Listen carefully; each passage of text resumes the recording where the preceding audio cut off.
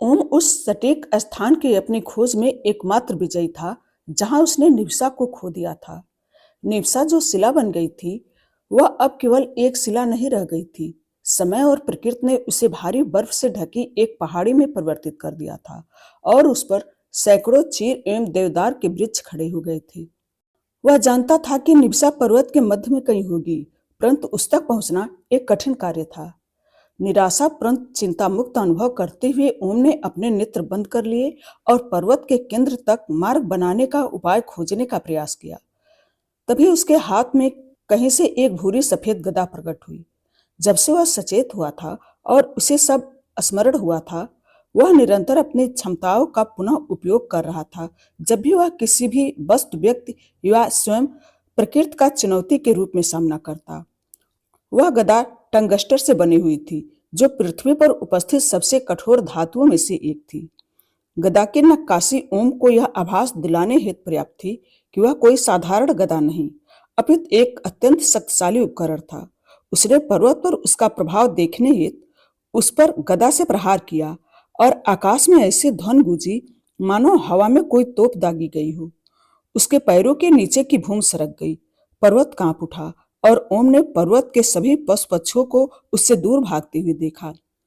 बिना किसी विलंब के ओम ने एक कोने से पर्वत को तोड़ना आरंभ कर दिया।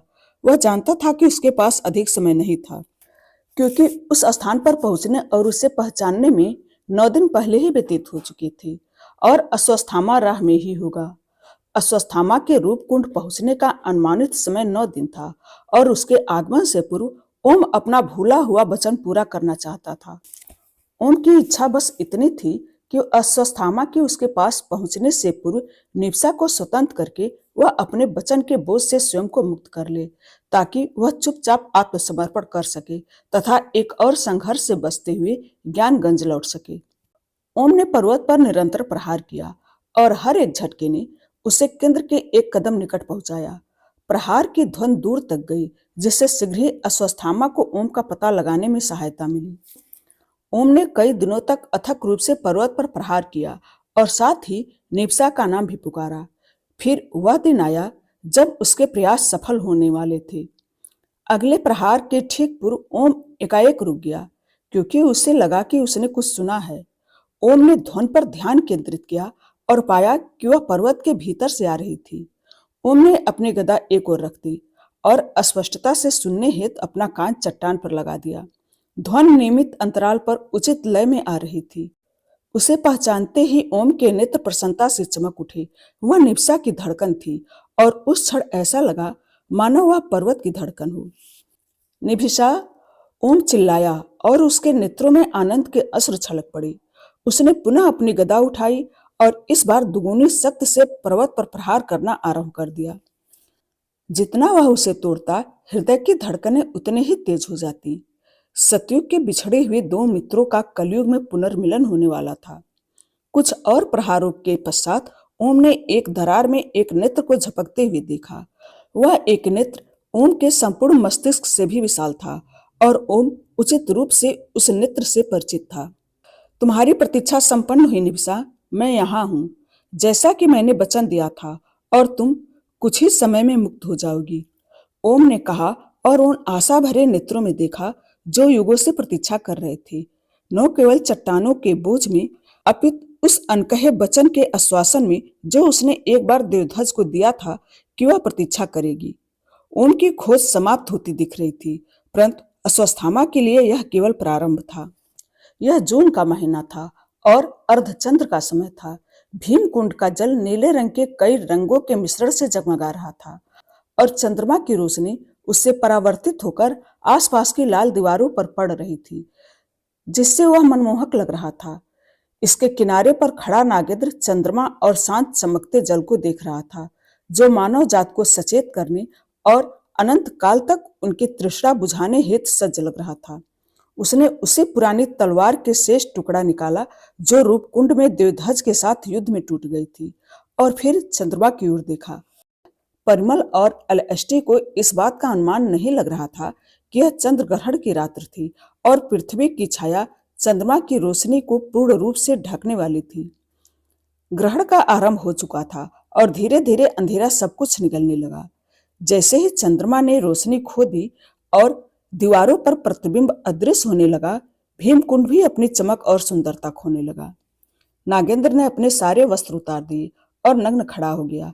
फिर उस सुंदर नग्न पुरुष ने अपने देह के ऊपरी भाग पर कई जगहों पर स्वयं को काटना आरंभ कर दिया। उस समय तक चंद्रमा पूर्णतः छाया में समा चुका था और रक्त के गोले के समान प्रतीत हो रहा था। नागेंद्र के सीने, हाथ और पीठ से बहुत रक्त बह रहा था। एलएसटी और परमल उसकी नीयत पर प्रश्न उठाने या उसके कार्यों को रोकने का साहस नहीं जुटा सके। तेजी से रक्त बहने से नागेंद्र निर्बल हो गया। जब परमल ने उसे संभालने का प्रयास किया, तब नागेंद्र के रक्त की एक बूंद उसके हाथ पर गिरी। यद्यपि वह इतना लाल था कि उसे रक्त कहा जा सकता था। उसने परमल की उंगलियों को तेजाब के समान जला दिया। तब नागेंद्र ने उसे एलएसटी को उसे न छूने का संकेत दिया। कुछ ही क्षणों में नागेंद्र अचेत होकर कुंड में गिर गया और जल की गहराई में अदृश्य हो गया। ग्रह पर उपस्थित अन्य जल स्रोतों के विपरीत भीमकुंड का इतिहास शव को कभी भी पुनः ऊपर न लाने का रहा है। चंद्रमा पुनः अपनी रोशनी प्राप्त करने लगा, परंतु भीमकुंड के जल में कोई चमक नहीं रही। परमल और एलएसटी मौन खड़े रहे और भीमकुंड को अपना चमत्कार खोते हुए देख रहे थे। और फिर आम धारणा के विपरीत नागेंद्र की देह सतह पर तैरती हुई आई। उसके सभी घाव ठीक हो गए थे, परंतु वह अभी भी मृत लग रहा था। परमल ने निर्देशों के लिए एलएसटी की ओर देखा। उसने कहा, इसे बाहर खींचो। उसने नागेंद्र को बाहर खींच लिया और जलाशय से काफी दूर तक खींच ले गया। जब वह नागेंद्र की नसों को खोजने का प्रयत्न कर रहा था, एलएसटी ने भीमकुंड को देखा और कहा, तुम्हारा उद्देश्य जल उपलब्ध कराना और विश्व को सचेत करके जीवन रक्षक बनना था, परंतु आज से तुम सदैव के लिए दूषित हो गए हो। और यदि तुम अस्तित्व में बने रहना चाहते हो तो जो कोई भी तुमसे कुछ भी आशा करेगा उसकी मृत्यु हो जाएगी। या तो तुम जीवित रहो और हर उस जीवित प्राणी को मारते रहो जो कभी तुम्हें स्पर्श करेगा, या स्वयं को नष्ट कर लो और सम्मानजनक अंत स्वीकार करो। जो कुछ भी तुम अपने हृदय में छिपाते हो उसे मुक्त कर दो या शापित हो जाओ और अनंत काल तक प्राण लेते रहो। अपने अतीत के अच्छे कर्मों को अपने भविष्य के अभिशाप से नष्ट कर दो। अब जो हुआ वह एक अकल्पित दृश्य था। उस रात भीमकुंड ने एक भिन्न प्रतिक्रिया दी। एलएसटी ने भीमकुंड के जल के भीतर अग्नि के रंग को फूटते हुए देखा। इससे पूर्व कि वह अनुमान लगा पाती कि आगे क्या होगा, कुंड का तापमान बढ़ने लगा और जल वाष्पित होने लगा। कुंड के मध्य भाग में अग्नि का रंग फैल रहा था। यह एक ज्वालामुखी उद्घाटन था जो हर क्षण बढ़ रहा था। एक अन्य मान्यता के विपरीत, जिसमें दावा किया गया था कि भीम के सबसे गहरे कोने में एक सुप्त ज्वालामुखी था जिसे कभी न फूटने की आशा थी। एलएसटी के लिए यह समझना कठिन नहीं था कि भीमकुंड ने अपने लिए कौन सा विकल्प चुना था। उसने मानव जात की हानि पहुंचाने से पूर्व स्वयं को नष्ट करने का निर्णय लिया, जैसा कि नागेंद्र ने योजना बनाई थी और आशा की थी। जैसे जैसे कुंड की मृत्यु हो रही थी, नागेंद्र ठीक हो रहा था। वह पुनः उठा और पहले से अधिक शक्तिशाली अनुभव करते हुए फिर किनारे पर खड़ा हो गया।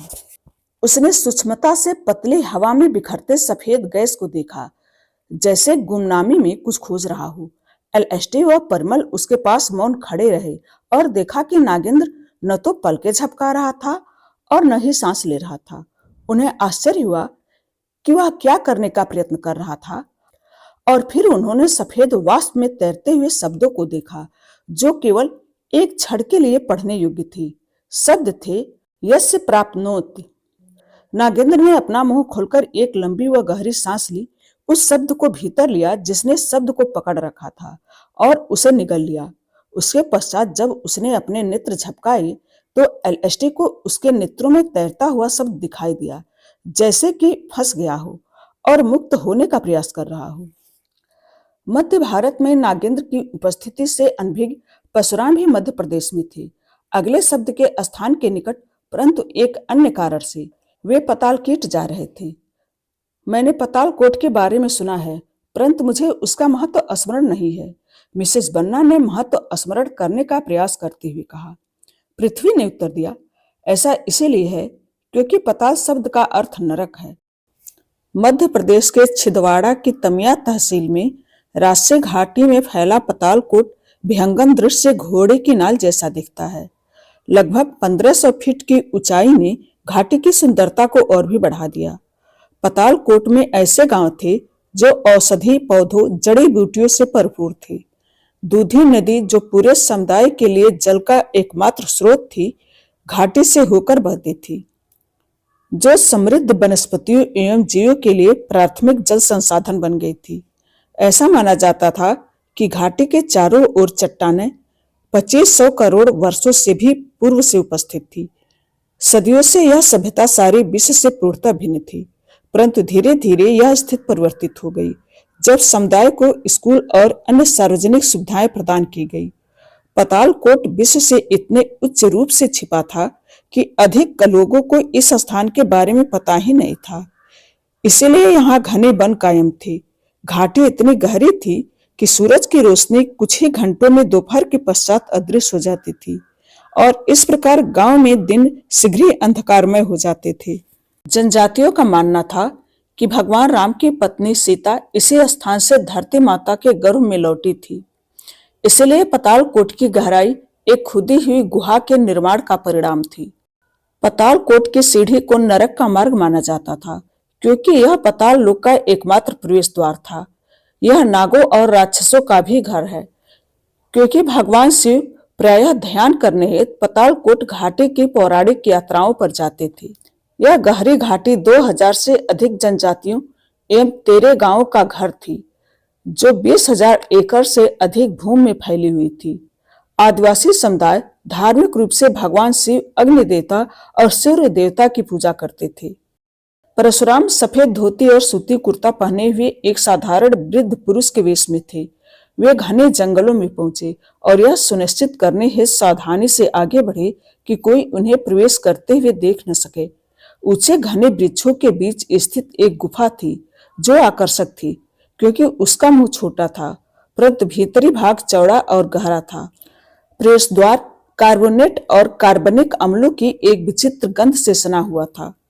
इस कहानी का शेष हिस्सा अगले वीडियो में। धन्यवाद।